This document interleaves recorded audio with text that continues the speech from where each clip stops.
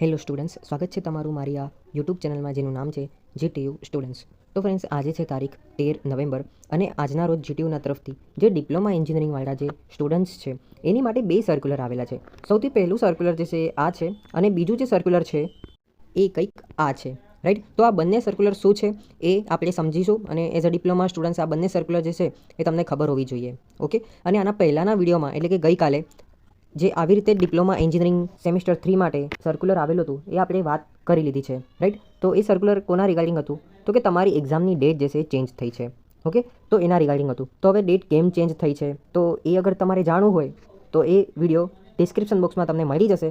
એ video તમે જરૂરથી જરૂર વોચ કરી લેજો. ઓકે. તો મિત્રો આપણે વિડીયોની શરૂઆત કરીએ, બટ એ પહેલાં તમે મારી આ યુટ્યુબ ચેનલમાં નવા છો તો પ્લીઝ સબસ્ક્રાઇબ કરી લેવા વિનંતી. આવી રીતે જીટીયુની તમામ અપડેટ મારી આ યુટ્યુબ ચેનલ ઉપર તમને દરરોજ મળતી રહેશે. તો ચલો મિત્રો, આપણે વિડીયોમાં આગળ વધીએ. તો મિત્રો, સૌથી પહેલાં આપણે સર્ક્યુલર આ વાળું રીડ કરીએ તો મેન્શન કર્યું છે extension in date four filling the exam form of winter 2024 examination especially for diploma in engineering semester 3 regular expect C2D students. expect મતલબ છે કે જે ITI પછી ડિપ્લોમા કરે છે તો એને આપણે કહેવામાં આવે છે C2D સ્ટુડન્ટ્સ. તો C2D સ્ટુડન્ટના સિવાય જે બધા છે રેગ્યુલરવાળા, બરાબર, તો એમની માટે છે. અને બીજું diploma in engineering semester 3 remedial, બરાબર, કાં તો પછી જે લોકોએ ટર્મ એક્સટેન્શન કરાયું હોય એવા રેમિડિયલવાળા જે જીટીયુ સ્ટુડન્ટ્સ છે એ માટે. અને ત્રીજું છે એ છે diploma in engineering semester 3 regular and remedial જે UFM રિલીઝ થઈ ગયેલો હોય જે સ્ટુડન્ટ્સનો, તો એ માટે. તો આ 3 કન્ડિશન જે છે આ સર્ક્યુલર માટે છે. તો અહીંયા હું સ્ક્રોલ ડાઉન કરું તો જુઓ, ટેબલમાં અગર આપણે જોઈએ તો મેન્શન કર્યું છે કે ભાઈ diploma in engineering semester 3 regular and remedial. અગર આપણે વાત કરીએ તો 13 નવેમ્બરથી 25 નવેમ્બર જે છે લાસ્ટ ડેટ છે. તમે તમારી એક્ઝામ ફોર્મ જે છે ભરી દો, બરાબર. એના પછી અગર લેટ થશે તો આ પ્રમાણે કંઈક ચાર્જીસ લાગશે. પછી બીજી કન્ડિશન અગર આપણે જોઈએ તો જુઓ, diploma in engineering semester 3 regular and remedial જે UFM રિલીઝ થયો છે જે સ્ટુડન્ટ્સનો, તો એ માટે અગેન સેમ ડેટ છે 13/11 એટલે કે 13 નવેમ્બરથી લઈને 25 નવેમ્બર. કોઈ ચાર્જીસ જશે નહીં લાગે. અગર લેટ થશે તો કંઈક આ પ્રકારે ચાર્જીસ જશે લાગશે. તો જુઓ મિત્રો, આમ આ સર્ક્યુલર છે. હવે આપણે બીજા સર્ક્યુલરની અગર આપણે વાત કરીએ તો આ સર્ક્યુલરનું ટાઇટલ તમે જુઓ, મેન્શન કર્યું છે instruction for filling the exam form of winter 2024 diploma in engineering semester 3 regular.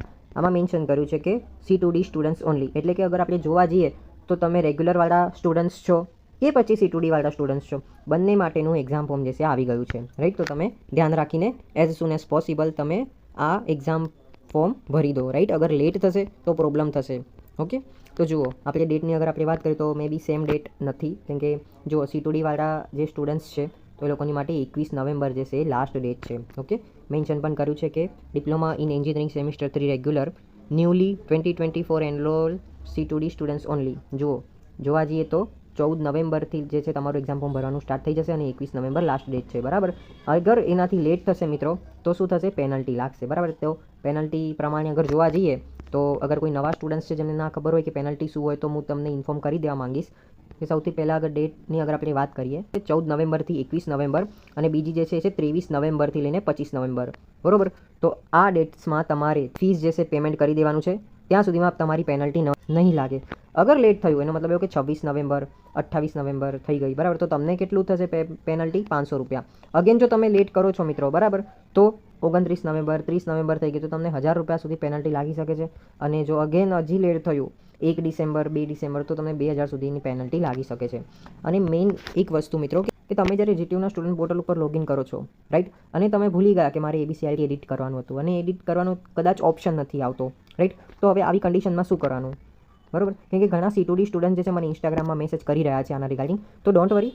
તો મિત્રો, આનું સોલ્યુશન મેં ઓલરેડી એક વિડીયોના મારફતે તમને કહી દીધું છે. તો એ વિડીયોની પણ લિંક હું ડિસ્ક્રિપ્શન બોક્સમાં મૂકી દઈશ. અને કોઈ એવા સ્ટુડન્ટ્સ છે, કોઈ એવા તમારા ફ્રેન્ડ્સ છે કે જેમને એવો કોઈ પ્રોબ્લેમ આવ્યો છે તો પણ તમારે ટેન્શન નહીં લેવાનું. એ વિડીયો તમે જોઈ લો એક વખત, એમાં સોલ્યુશન જે છે મેં તમને કહી દીધું છે. ઓકે. તો આઈ જસ્ટ હોપ કે આ સર્ક્યુલર શું છે તમને માહિતી મળી ગઈ હશે. મિત્રો, આવી જ રીતે જીટીયુની કન્ટિન્યુઅસ અપડેટ માટે તમે અત્યારે મારી આ યુટ્યુબ ચેનલને સબસ્ક્રાઇબ કરી લો અને તમે તમારા મિત્રો સાથે પણ જરૂર શેર કરો આ વિડીયોને. સાથે સાથે આપણે વોટ્સઅપ ચેનલ પણ ક્રિએટ કરેલી છે, તો તમે વોટ્સઅપ ચેનલમાં પણ જોઈન થઈ જાઓ. અને સપોઝ તમારા માઇન્ડમાં હજી કંઈ ક્વેશ્ચન છે, કંઈ ડાઉટ છે તો તમે મને પર્સનલી ઇન્સ્ટાગ્રામમાં પણ મેસેજ કરી શકો છો. Thank you so much for watching my video. Please do like, share and subscribe this channel GTU students.